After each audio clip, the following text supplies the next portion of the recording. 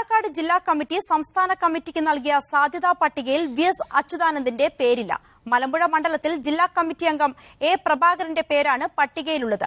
2 തവണ മത്സരിച്ചവർക്ക് സീറ്റ് നൽകരുതെന്ന മാനദണ്ഡം കർക്കശമാക്കാനാവില്ലെന്ന് സംസ്ഥാന സെക്രട്ടേറിയറ്റ് അഭിപ്രായപ്പെട്ടു.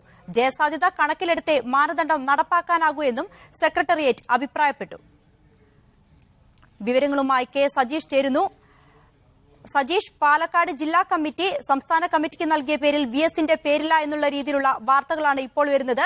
നേരത്തെ മലമ്പുഴ വി.എസിന് വേണ്ടി ഒഴിച്ചിട്ടെന്ന രീതിയിലായിരുന്നു റിപ്പോർട്ട്. എന്തെല്ലാമാണ് വിവരങ്ങൾ?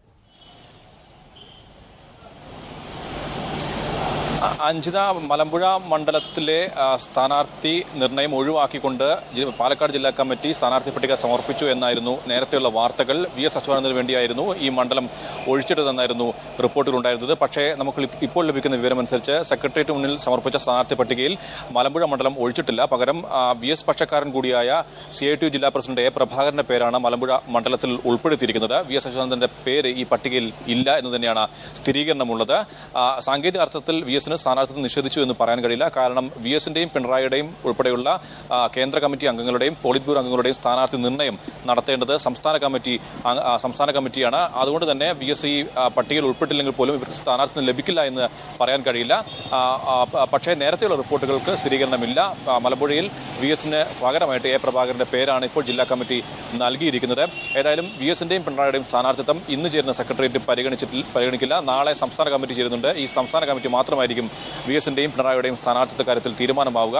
അതോടൊപ്പം തന്നെയുള്ള മറ്റൊരു പ്രധാനപ്പെട്ട വാർത്ത, 2 ടേം പൂർത്തിയായ ആൾക്കാർക്ക് വീണ്ടും മത്സരിക്കാൻ അനുമതി നൽകരുത് എന്ന് കഴിഞ്ഞ സംസ്ഥാന കമ്മിറ്റി നിഷ്കർഷിച്ചിരുന്നു. പക്ഷേ ഈ മാനദണ്ഡം കർക്കശമാക്കാൻ കഴിയില്ല എന്നാണ് സംസ്ഥാന സെക്രട്ടേറിയറ്റ് വിലയിരുത്തിയത്. കേന്ദ്ര നേതൃത്വത്തിന്റെ നിലപാടും ഇതുതന്നെയാണ്.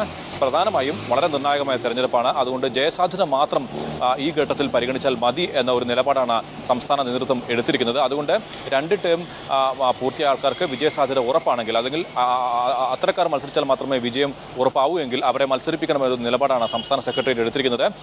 ജില്ലാ സെക്രട്ടറിയുടെ കാര്യത്തിലും ഒരുപക്ഷെ ഇത്തരത്തിൽ ഇളവ് നൽകാൻ സാധ്യതയുണ്ട്. ഏതായാലും സംസ്ഥാന സെക്രട്ടേറിയറ്റ് ഇപ്പോൾ പുരോഗമിക്കുകയാണ്. നാളെ ചേരുന്ന സംസ്ഥാന കമ്മിറ്റി യോഗമായിരിക്കും സ്ഥാനാർത്ഥി നിർണ്ണയം സംബന്ധിച്ച് കേന്ദ്ര കമ്മിറ്റിയുടെയും സെക്രട്ടേറിയറ്റ് മെമ്പർമാരുടെയും ഉൾപ്പെടെയുള്ള സ്ഥാനാർത്ഥി നിർണ്ണയം സംബന്ധിച്ച് അന്തിമ തീരുമാനമെടുക്കുക.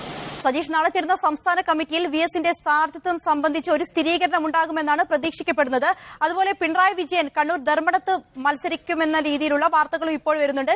കണ്ണൂർ ജില്ലാ കമ്മിറ്റി നൽകിയ റിപ്പോർട്ടിൽ ധർമ്മടത്താണ് പിണറായി വിജയന്റെ പേരുള്ളത്.